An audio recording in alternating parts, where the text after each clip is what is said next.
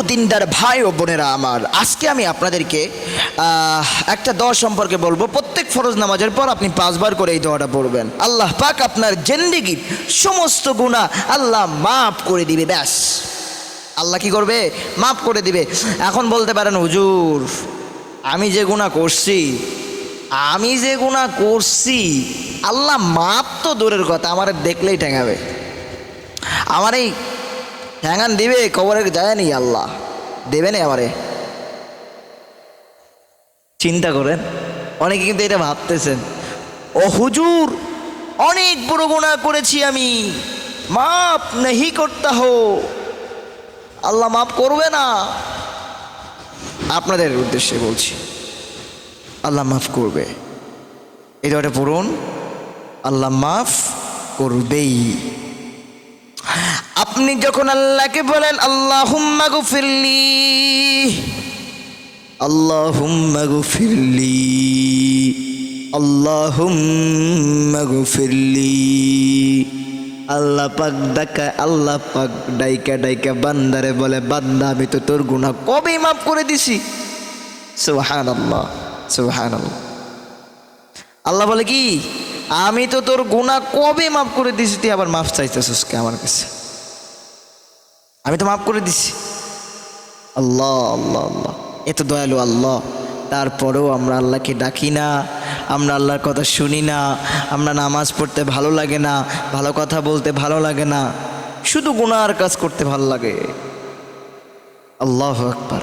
ছোট্ট একটা দোয়া আমি আপনাদেরকে শেখায় দেব, নবীজির শেখানো দোয়া। এই দোয়াটি পড়বেন, আল্লাহ পাক রব্বুল আলামিন আপনার জিন্দেগির সমস্ত গুনাহ আল্লাহ মাফ করে দিয়ে। নবীজি নিজেই আল্লাহর কাছে দোয়া করতেন। নবীজি সাল্লাল্লাহু আলাইহি ওয়াসাল্লাম কি বলেছেন এই দোয়া সম্পর্কে, চলুন আমরা এই দোয়া সম্পর্কে একটু শুনে আসি। প্রয়োজন পূরণার্থে দোয়া, মানে যে কোনো প্রয়োজন পূরণ হয়ে যাবে, শুধু তাই নয় গুনাহ মাফ হবে, যা মানুষ তার প্রয়োজনে পূরণের জন্য মহান আল্লাহর দরবারে নিবেদন করে থাকে।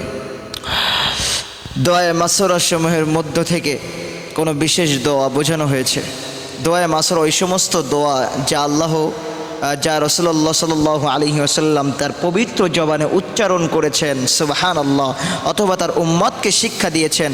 ইনশাআল্লাহ আমাদের আলোচনায় বিভিন্ন দোয়ায়ে মাসুরা শুধু পাঠিকাদের সামনে উপস্থাপন করা হবে। উত্তরত হাদিসটি ইমাম বুখারী রহমাতুল্লাহ আলাইহি তার জগৎ বিখ্যাত আত্তারিখুল কবির গ্রন্থের 2য় ও 3য় খণ্ডে নিম্নোক্ত ভাষায় উদ্ধৃত করেছেন।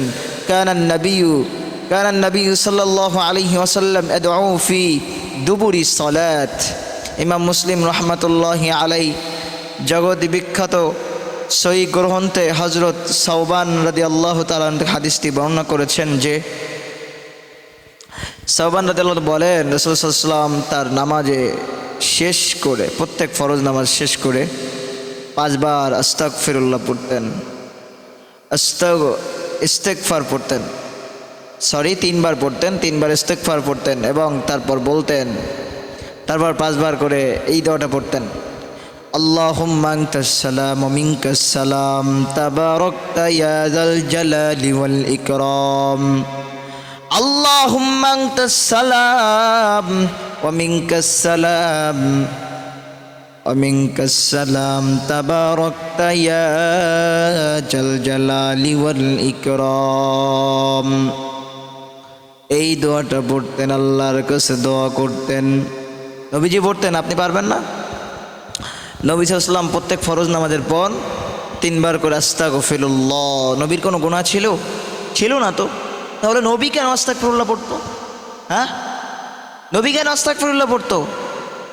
নবীজি যদি আস্তাগফিরুল্লাহ পড়ে থাকে, তাহলে আপনি আমি কে? কোথাকার কে রে ভাই? কে? আল্লাহ আল্লাহ আমাদের সবাইকে আমল করার তৌফিক দান করুক, সবাই বলেন আমিন। যে আমলের কথাটা বললাম, আল্লাহুম্মা আনতাস সালাম ওয়া মিনকাস সালাম ওয়া ইলাইকা ইরজিউস সালাম হাইয়িনা রাব্বানা বিস সালাম ওয়া আদখিলনা দারাস সালাম তাবারাকতা ইয়া যাল জালালি ওয়াল ইকরাম। এই দোয়াটা সবাই পড়বেন। এই দোয়ার আমল যাতে আমরা সবাই করতে পারি, আল্লাহ যেন আমাদের সবাইকে সেই তৌফিক দান করে, সবাই বলেন আমিন। তো আজকের ভিডিও এই পর্যন্ত, ভালো থাকবেন সবাই, আবারও দেখা হবে পরবর্তী কোনো ভিডিওতে। এখনই আপনাদের মাঝ থেকে বিদায় নিচ্ছি। আসসালামু আলাইকুম রহমতুল্লাহি ওয়া বারাকাতুহু।